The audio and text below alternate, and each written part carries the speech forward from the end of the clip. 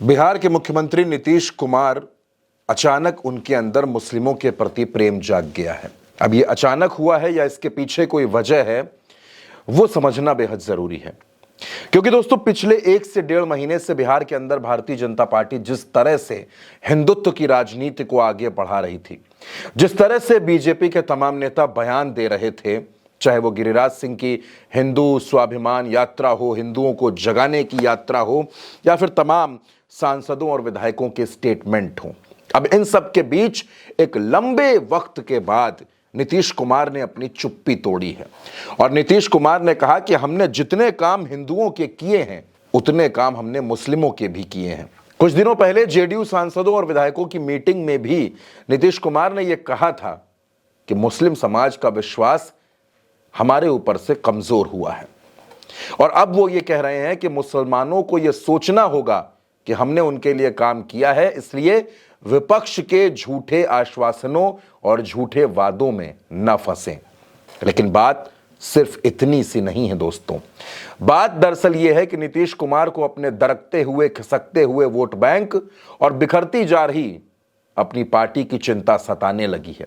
नीतीश कुमार को चिंता होने लगी है 2025 की, नीतीश कुमार को चिंता होने लगी है विधानसभा चुनाव की, और नीतीश कुमार को चिंता होने लगी है अपनी कुर्सी की, उस कुर्सी की जिससे मुंह के धागों ने नीतीश कुमार को बांध रखा है। नीतीश कुमार जो भारतीय जनता पार्टी के साथ हैं, एनडीए में हैं, मुख्यमंत्री हैं, भारतीय जनता पार्टी के समर्थन से अब वो बीजेपी से अलग लाइन खींचने लगे हैं, बिल्कुल अलग, बिल्कुल इतर। और इस बीच दोस्तों, भारतीय जनता पार्टी की चिंता है 24 नवंबर की तारीख, क्योंकि 24 नवंबर को पटना में जमीयते उलेमाए हिंद वक्फ संशोधन बिल के खिलाफ रैली करने जा रहा है।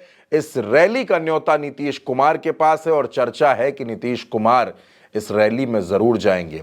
अब दरअसल सुशासन बाबू फंस गए। वो बार बार ये कह रहे हैं कि हमने मुसलमानों के लिए बहुत काम किया है, और अगर इस रैली में वो नहीं जाते हैं, अगर इस रैली से वो दूरी बनाते हैं तो ये भी उनका नुकसान कर जाएगा, और अगर रैली में जाते हैं तो गठबंधन बिखर जाएगा। यानी नीतीश कुमार के सामने चुनौतियां बहुत ज्यादा हो गई हैं। अब नीतीश कुमार को इन चुनौतियों से निपटना है। दरअसल दोस्तों, अपने खिलाफ, अपनी पार्टी के खिलाफ, अपनी सरकार के खिलाफ लगातार भाजपा नेताओं के बयान सुन सुनकर नीतीश कुमार उकता गए थे।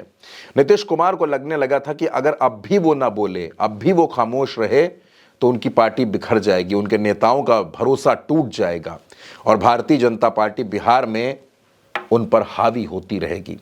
इसलिए नीतीश कुमार नहीं चाहते कि उनके ऊपर कोई भी हावी हो सके, और इसीलिए नीतीश कुमार ने एक अलग लाइन खींच दी। नीतीश कुमार ने कह दिया कि वो सबके हैं, वो मुसलमानों के भी काम करते हैं, वो हिंदुओं के भी काम करते हैं। अब दोस्तों, बिहार में उपचुनाव भी है। ऐसे मौके पर नीतीश का ये बयान, जाहिर सी बात है कि इसमें पॉलिटिकल एंगल्स निकाले जाएंगे, इसके पीछे के सियासी निहितार्थ को समझने की कोशिश होगी, और वो यही बताता है कि नीतीश कुमार को 2025 का डर सताने लगा है। और जाहिर सी बात है, जब जब नीतीश कुमार डरते हैं तो बड़ा फैसला लेते हैं। तो क्या 14 दिन बाद 24 नवंबर को नीतीश कुमार बड़ा फैसला ले लेंगे? उस तारीख का इंतजार हर किसी को है, बीजेपी को भी है। फिलहाल के लिए इस वीडियो में इतना ही। इस वीडियो पर अपनी राय जरूर दीजिएगा। नमस्कार।